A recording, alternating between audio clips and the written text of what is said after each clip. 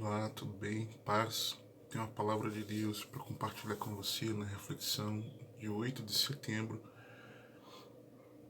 cuja leitura bíblica do dia em Lucas 15:16, Salmo 31 a 34. Eu confesso que eu fiquei muito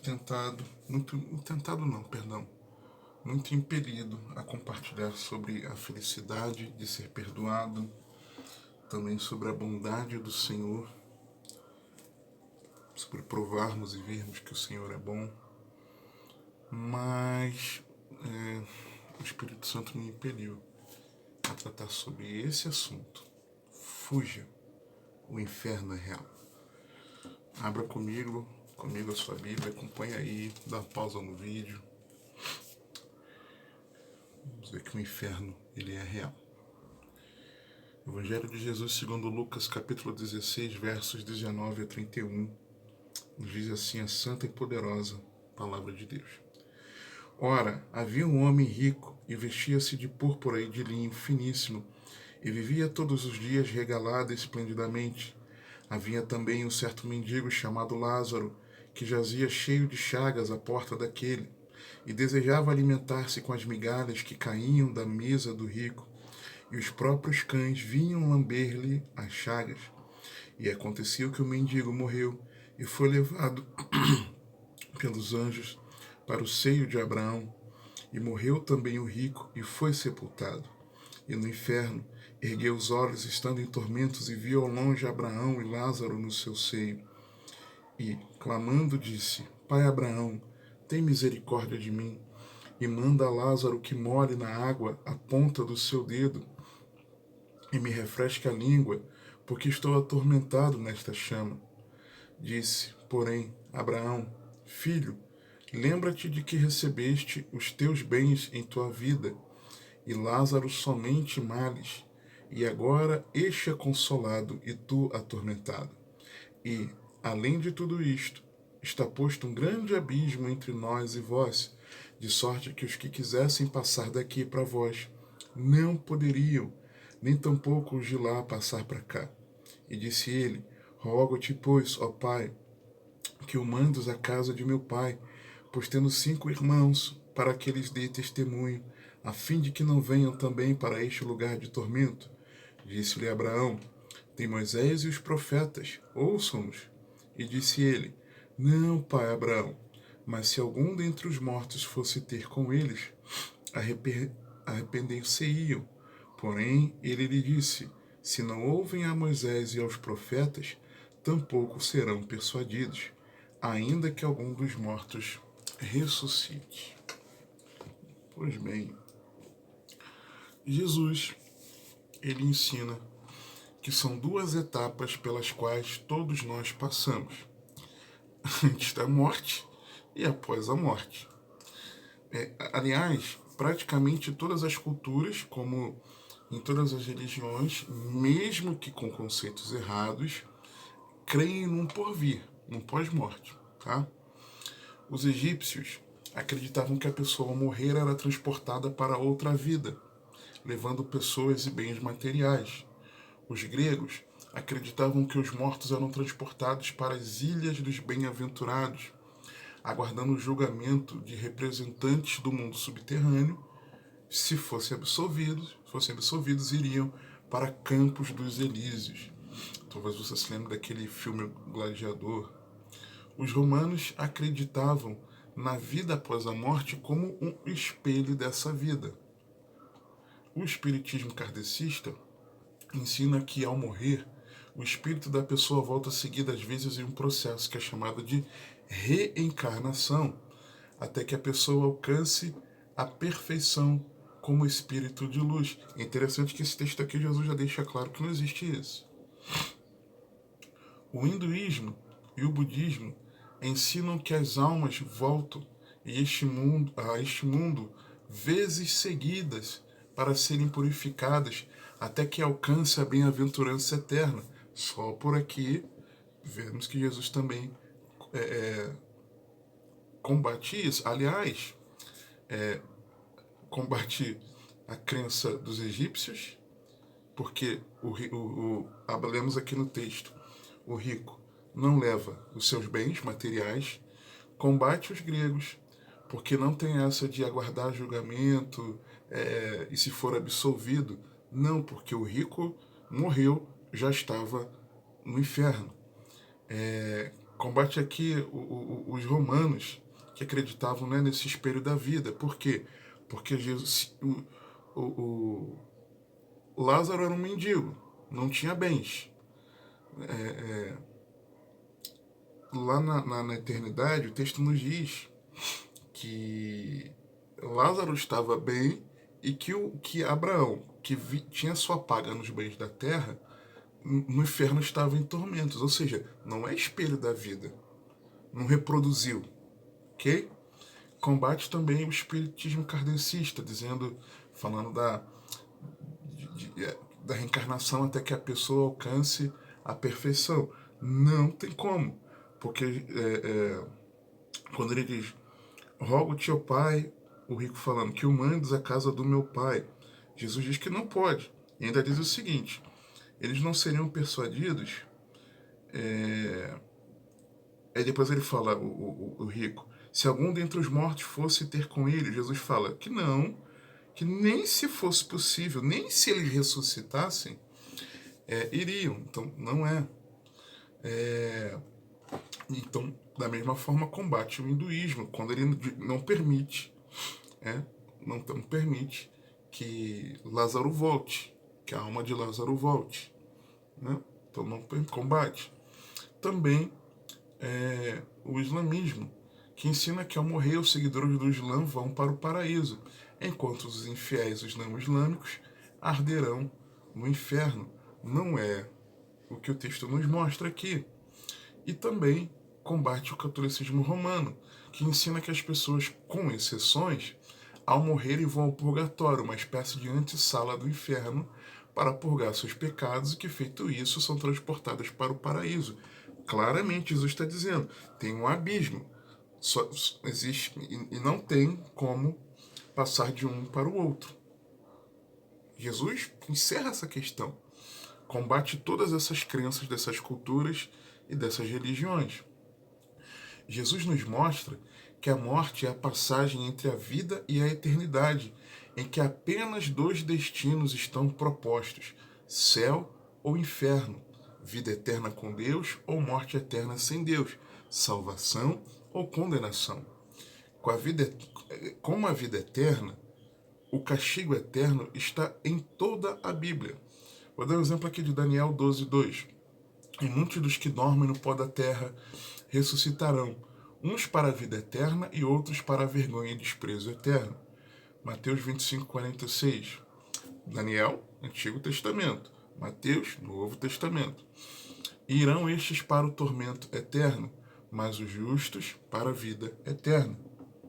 Então, pode-se não concordar, mas Jesus é muito claro. O céu é real, mas o inferno também é igualmente real. E mais do que isso, não tem chance de conversão após a morte. Hebreus 9:27. E como aos homens está ordenado morrerem uma vez, vindo depois disso o juízo. Acabou.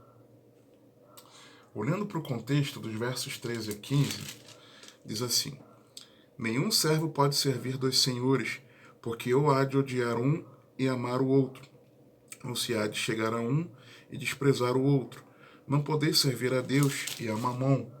E os fariseus, que eram avarentos, ouviam todas estas coisas e zombavam dele. E disse-lhes: vós sois os que vos justificais a vós mesmos diante dos homens, mas Deus conhece os vossos corações, porque o que entre os homens é elevado, perante Deus é a abominação. Qual é esse contexto? Aí depois Jesus fala de que a lei e os profetas duraram até João, desde então é anunciado o reino de Deus, que é mais fácil passar o céu e a terra do que cair no tio da lei. Aí se fazer referência ali à questão da adúltera, o homem que deixa sua mulher, a mulher se torna, se ela se casar, ela vai estar cometendo adultério, e se ele, deixando uma mulher, sua esposa, casar com outra, ele vai estar cometendo adultério. E aí Jesus começa a falar, ora, havia um homem rico. Ou seja, Jesus estava tratando com os fariseus, a hipocrisia dos fariseus, sobre como as riquezas podem se tornar ídolos, mostrando que não há como servir a dois senhores. Ou seja, eles eram religiosos, e tinha essa questão aqui do problema do casamento, tá? De quererem outras outra esposa, ficar trocando de esposa, mas eles eram avarentos, vivendo numa falsa piedade, numa falsa vida com Deus. Esse é o contexto. No versículo 19, a partir do 19, Jesus então começa a contar a história de um homem muito rico que vivia todos os luxos da sua riqueza. Quando o texto fala do linho fino, da púrpura, veste de púrpura, ele tinha o vestido de linho fino, finíssimo, tá? E de púrpura. Púrpura era uma roupa caríssima usada geralmente por senadores, grandes líderes, pessoas de grande status, posição. Ela era tingida com o molusco do fundo do mar. Então se tornava algo muito caro. Diariamente, não apenas em ocasiões especiais, porque o texto fala aqui no versículo 1 de todos os dias, esse homem ele vivia uma vida suntuosa aqui na terra. E por que eu digo terrena? Porque no versículo 25 o texto diz o seguinte: disse, porém, Abraão, filho, lembra-te de que recebeste os teus bens em tua vida, e Lázaro somente males. E agora este é consolado, e tu atormentado. Então, ou seja, isso aí, esse teu estilo de vida, foi o teu estilo de vida na terra. Só que ele era avarento. Versículos 20 e 21, havia também um certo mendigo chamado Lázaro, que jazia cheio de chagas à porta daquele. Na porta desse que vivia de forma suntuosa, em meio às riquezas, existia alguém que diante dele era um mendigo, estava doente, e desejava alimentar-se com as migalhas que caíam da mesa do rico. Ou seja, o rico não o ajudava, ele era avarento.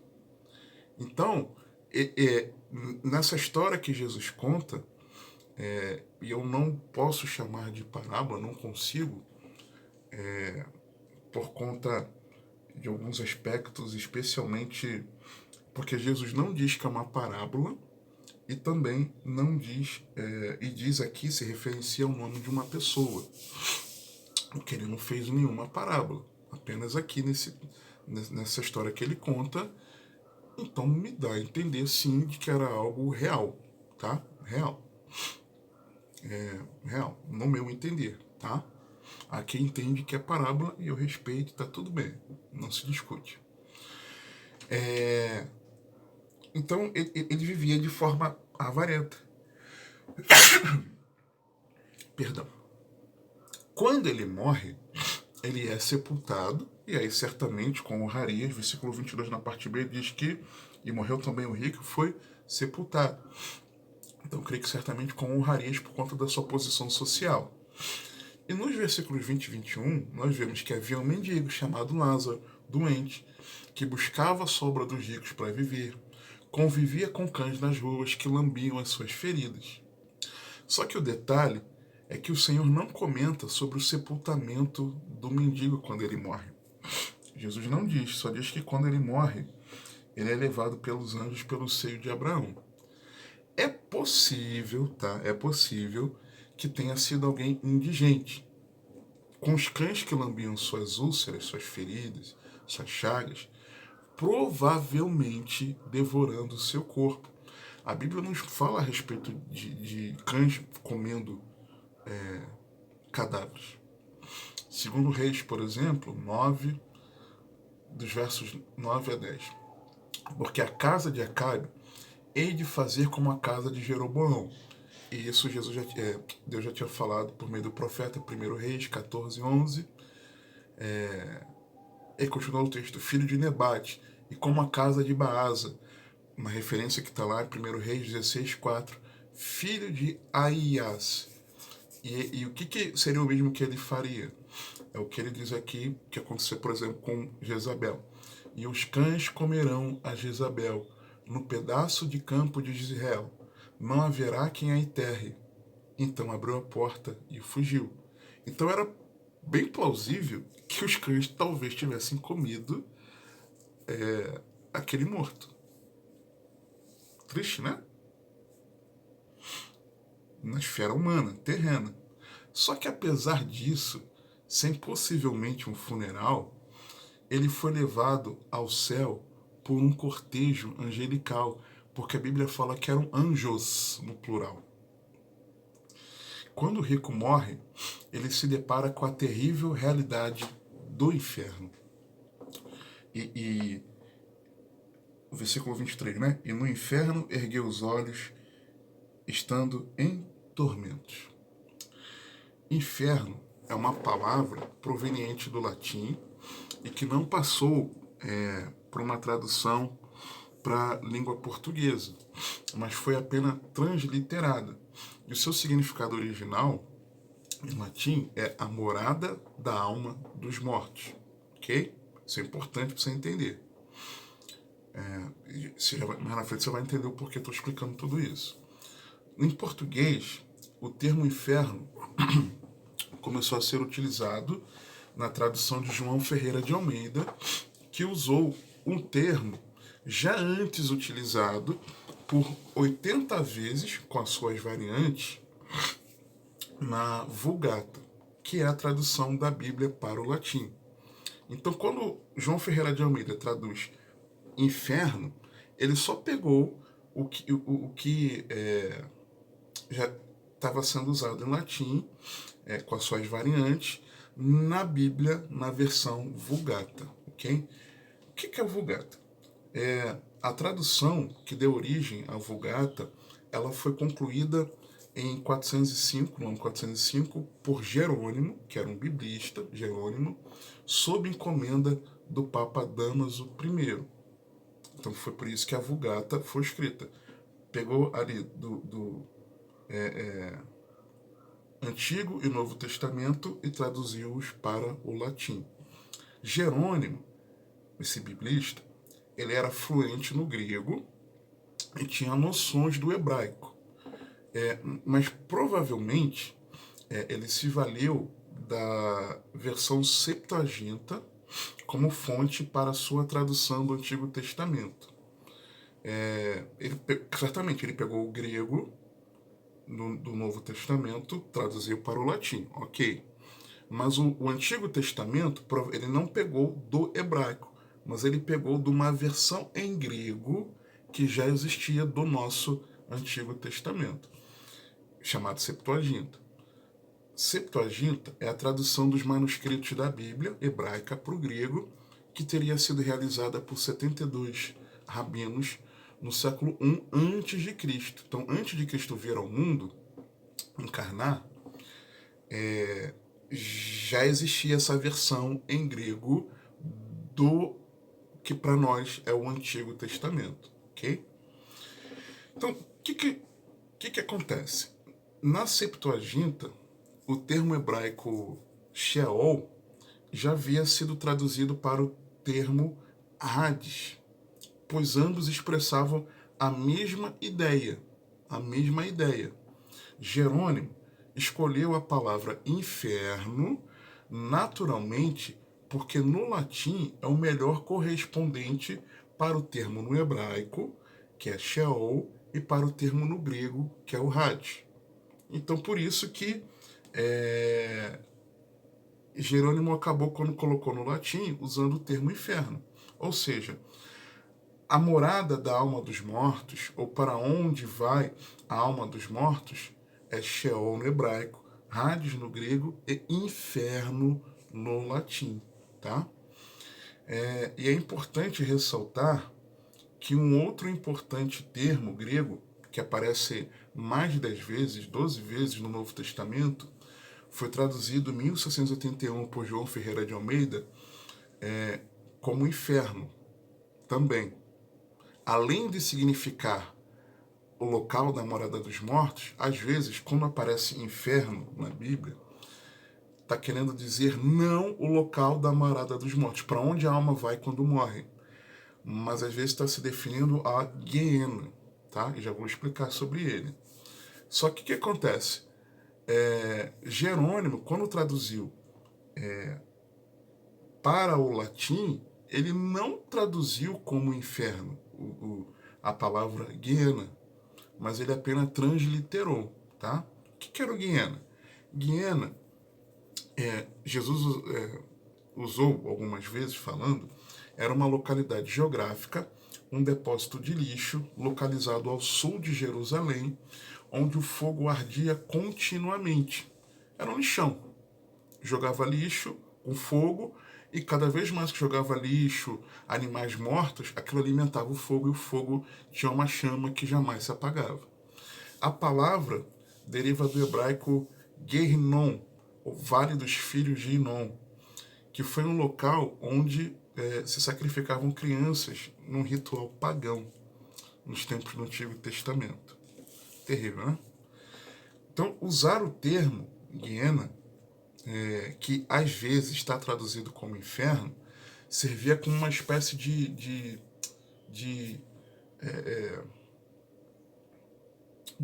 parábola viva, ou de uma perfeita figura, para retratar como um lugar do castigo divino após o juízo final, fazendo uma correspondência ao chamado Lago de Fogo, como está descrito lá em Apocalipse, onde o fogo não se consome. E os evangelhos relatam que Cristo retrata Guiena como um destino muito pior do que a morada dos mortos, Hades. Por exemplo, Marcos 9, 43 a 48. E se a tua mão te escandalizar, corta. Melhor é para ti entrares na vida aleijado do que tendo duas mãos ires para o inferno, Guiena. Você entendeu? Por isso que eu estou explicando isso aqui, porque nem sempre quando aparece inferno, está querendo dizer o mesmo inferno que está escrito aqui em Lucas 16, tá? Para o fogo que nunca se apaga, onde o seu bicho não morre, e o fogo nunca se apaga.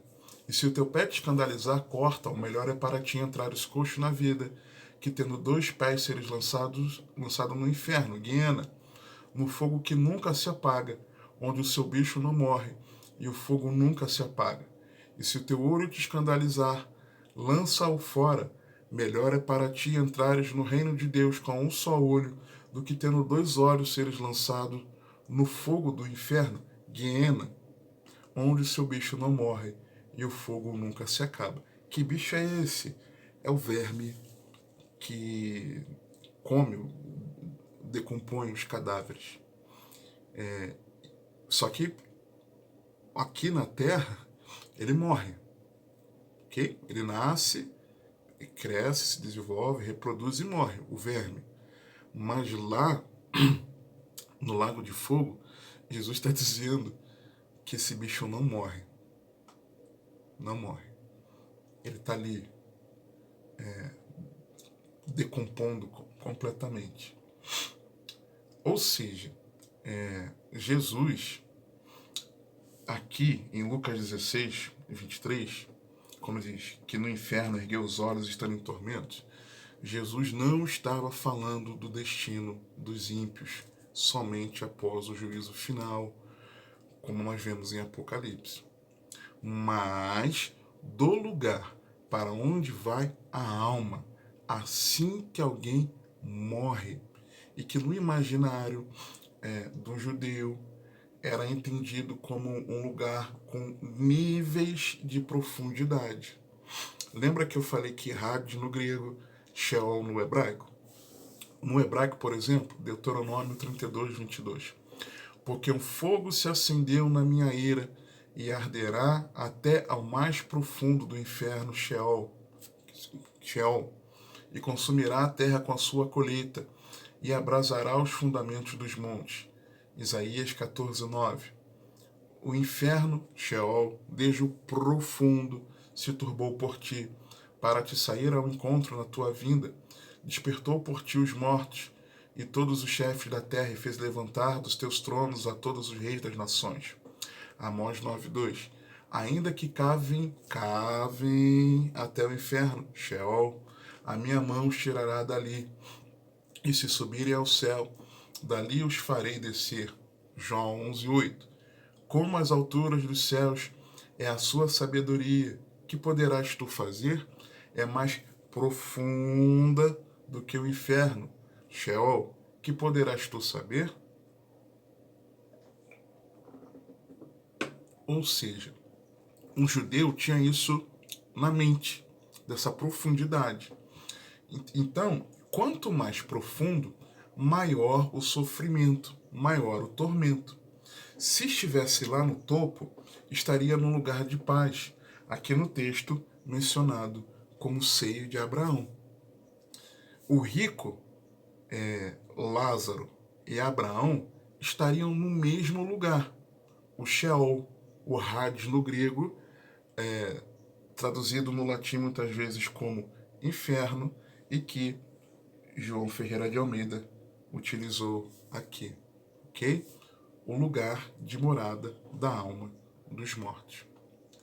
Só que é interessante que Hades foi o lugar onde também Jesus esteve ao morrer. Atos 2, 25 a 33. Certamente no seio de Abraão.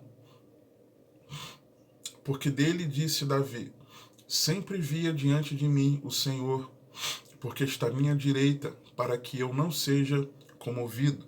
Por isso se alegrou o meu coração e a minha alma, e a minha língua, exultou. E ainda a minha carne há de repousar em esperança, pois não deixarás a minha alma no inferno, Hades, nem permitirás que o teu santo veja a corrupção, que seu corpo se decomponha. Fizeste-me conhecidos os caminhos da vida, com a tua face me encherás de júbilo. Homens e irmãos, seja-me lícito dizer-vos livremente. Isso aqui é pregação de exposição de Pedro, após a descida do Espírito Santo. Fizeste-me conhecidos, homens e irmãos, seja-me lícito dizer-vos livremente acerca do patriarca Davi, que ele morreu e foi sepultado, e entre nós está até hoje a sua sepultura. Sendo, pois, ele profeta, e sabendo que Deus lhe havia prometido com juramento, que do fruto de seus lombos, segundo a carne, levantaria o Cristo, para o assentar sobre o seu trono, nesta previsão, disse da ressurreição de Cristo, que a sua alma não foi deixada no inferno, Hades, nem a sua carne viu a corrupção, não se decompôs. Deus ressuscitou a este Jesus, do que todos nós somos testemunhas, de sorte que, exaltado pela destra de Deus, e tendo recebido do Pai a promessa do Espírito Santo, derramou isto que vós agora vedes e ouvis. Você entende? Então, Hades é o lugar da morada dos mortos. Nas profundezas, num lugar de tormento, estava o rico. No topo, no lugar sem tormento, estava Lázaro e Abraão. E entre os dois lugares, nessa ideia deles do nível de profundidade, um grande abismo que os separava e a impossibilidade de passar um para o outro lado. Tá? Nas profundezas do inferno, o Hades, Sheol, é um lugar de punição pelos pecados. Lucas 10, 13 a 15. Ai de ti, Corazim, ai de ti, Betsaida, porque se Tiro e em Sidom se fizesse as maravilhas que em vós foram feitas, já muito assentadas em saco e cinza, se teriam arrependido. Portanto, para Tiro e Sidom haverá menos rigor no juízo do que para vós. E tu, Cafarnaum, que te levantaste até o céu, até ao inferno, Hades, serás abatida, por não ter se arrependido dos pecados. Então, é um local de punição de pecados. E mais do que isso, é um local de perdição eterna. Por quê? Apocalipse 20, 11 a 15. E vi um grande trono branco, e o que estava sentado sobre ele, de cuja presença fugiu a terra e o céu, e não se achou lugar para eles. E viu os mortos, grandes e pequenos, que estavam diante de Deus, e abriram-se os livros, e abriu-se outro livro, que é o da vida. E os mortos foram julgados pelas coisas que estavam escritas nos livros, segundo as suas obras. E deu o mar os mortos que nele havia, e a morte e o inferno, Hades, deram os mortos que neles havia, e foram julgados cada um segundo as suas obras. E a morte e o inferno, Hades, foram lançados no lago de fogo. Esta é a segunda morte, e aquele que não foi achado escrito no livro da vida foi lançado no lago de fogo. Ou seja, quem estiver no Hades, no inferno, nesse local aqui de punição de pecados, local de tormentos, no julgamento final, será lançado no lago de fogo e enxofre.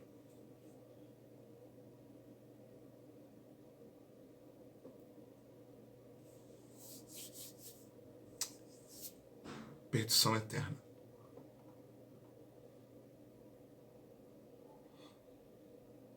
Perdição eterna.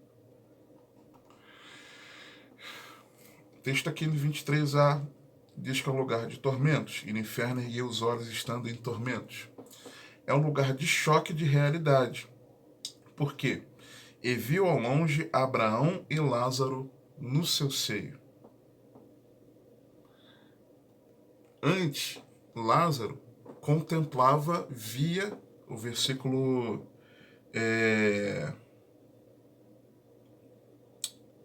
versículos 20 e 21 nos mostram que Lázaro estava ali diante da mesa da casa, né, onde morava o rico, e queria comer das migalhas que caíam da sua mesa. Agora, nesse choque de realidade, é o contrário. É o rico que contempla Lázaro salvo. Choque de realidade. É da pessoa saber, dela achar, se enganar, que a forma como ela vivia aqui não tem nada a ver. Mas quando chegar ao final dessa vida, tomar um choque de realidade, de que ela está perdida. Que ela está perdida. Versículo 24 diz que é um local, a gente vê que é um local que não tem refrigério. Porque quando ele clama ao pai Abraão misericórdia, pedindo que Lázaro molhasse a água, a ponta do seu dedo, para refrescar a língua. Você imagina, o que é uma pontinha na água? A água está lá embaixo, né? Mas vou botar aqui, ó. A água, ó, molhei aqui, ó, gotinha d'água, não dá para você ver. Vamos molhar a língua. No que isso vai refrescar lá naquela chama que estava atormentando? Não tem mínimo de refrigério, sem qualquer refrigério. Já não faria nada essa gotinha d'água molhar da ponta do dedo na língua. Não ia ser refrigério nenhum. E não foi permitido. Ou seja, é um lugar de tormento, de um choque de realidade, que não tem qualquer refrigério. Não tem refrigério. E não estamos falando ainda do destino final, no Lago de Fogo. Estamos falando da morada da alma dos mortos, daquele que estava perdido. É um lugar de justa retribuição, porque o texto diz: disse porém Abraão, filho, lembra-te de que recebeste os teus bens em tua vida, e Lázaro somente males, e agora este é consolado, e tu atormentado. Ou seja, é a justa retribuição.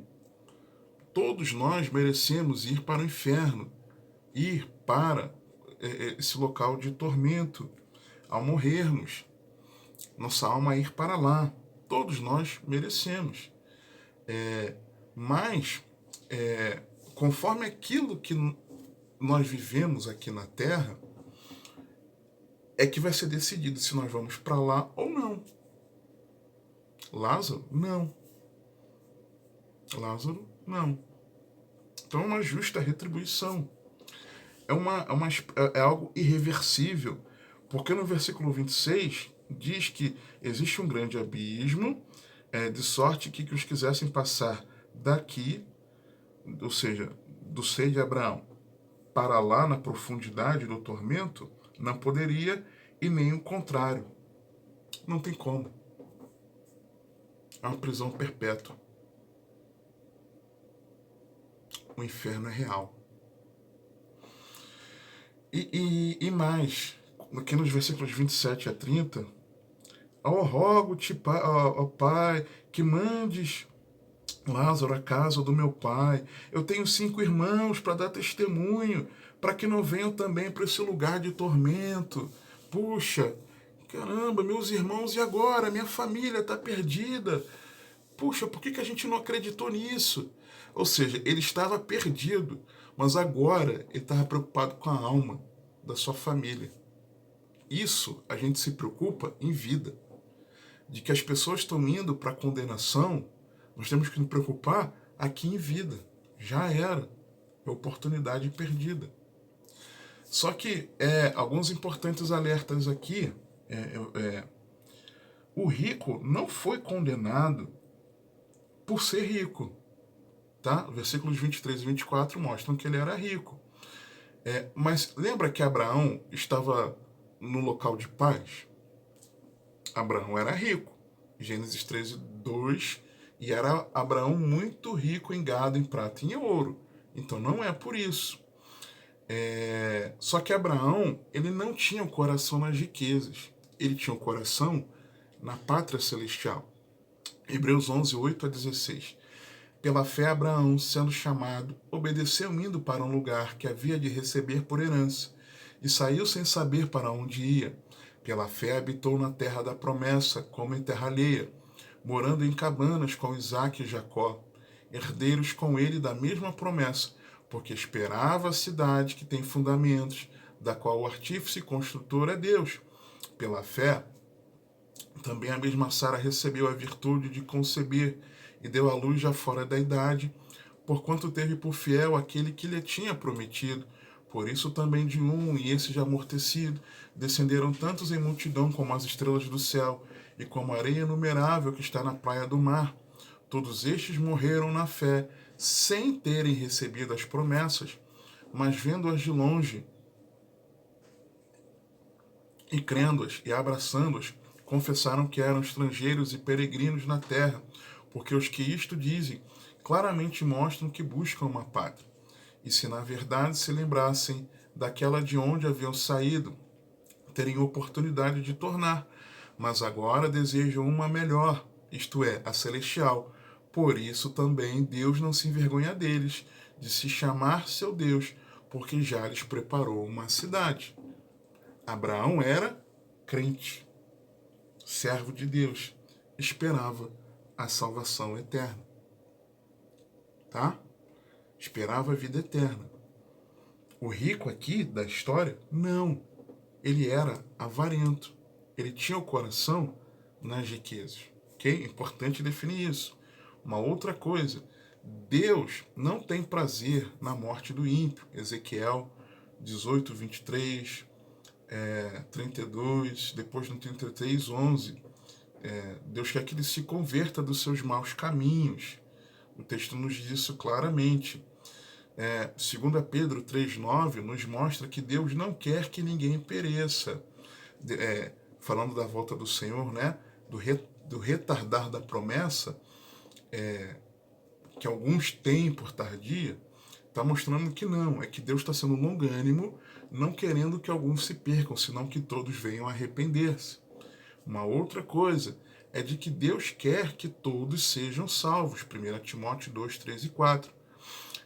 Por isto é bom, porque isto é bom e agradável diante de Deus, nosso Salvador, que quer que todos os homens se salvem e venham ao conhecimento da verdade. Então, Deus não tem prazer na morte do ímpio, Deus não quer que ninguém pereça, e Deus quer que todos sejam salvos. Mas não podemos confundir o grande amor de Deus com injustiça. Deus é que vai lançar no lago de fogo. Lucas 12, 4, 5. E digo-vos, amigos meus, não temais os que matam o corpo e depois não tem mais que fazer. Mas eu vos mostrarei a quem deveis temer. Temei aquele que depois de matar tem poder para lançar no inferno. Aqui mais uma vez que aparece o Guiena. Sim, vos digo, a esse temei. É o próprio Deus. Agora, como? Como fugir do inferno? Como fugir do inferno que é real? Versos 27 a 30, 31. Eu vejo que é crendo no Evangelho, Jesus, e arrependendo-nos dos nossos pecados. Diz assim: E disse ele: Rogo-te, pois, ó Pai, que o mandes à casa de meu pai, pois tenho 5 irmãos, para que eles dê testemunho, a fim de que não venham também para este lugar de tormento. Disse-lhe Abraão: Tem Moisés e os profetas, ouçam-nos. E disse ele: Não, pai Abraão, mas se algum dentre os mortos fosse ter com eles, arrepender-se-iam. Porém ele lhe disse: Se não ouvem a Moisés e aos profetas, tampouco serão persuadidos, ainda que algum dos mortos ressuscite. Ou seja, tem a palavra de Deus. Crendo na palavra de Deus, para que se arrependa dos seus pecados.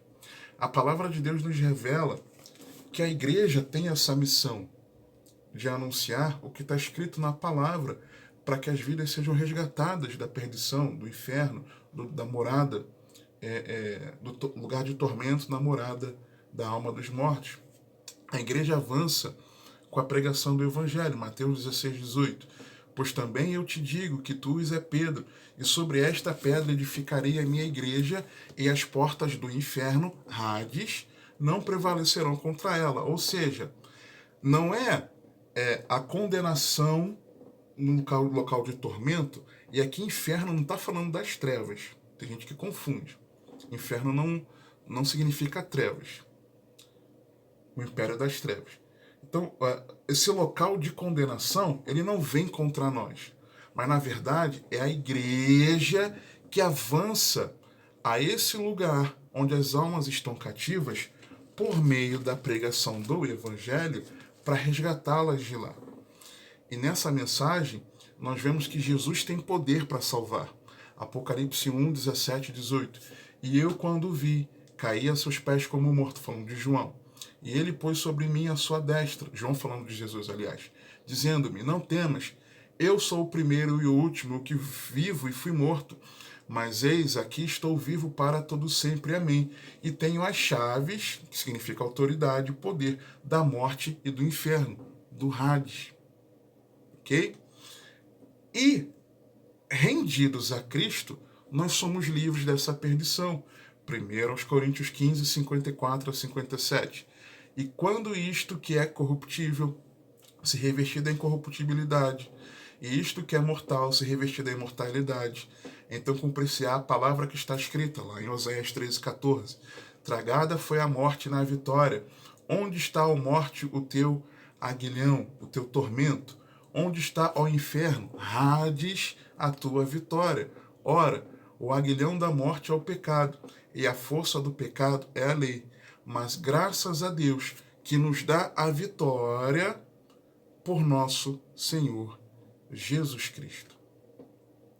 É crendo no Evangelho e arrependendo-nos dos nossos pecados.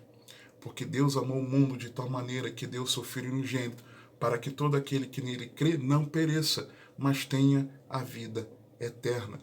Porque Deus enviou seu Filho ao mundo não para que condenasse o mundo, mas para que o mundo fosse salvo por ele. Quem não crê já está condenado. Que o Senhor te abençoe e te guarde, que ele te conduza e governe a sua vida, porque você tem acesso.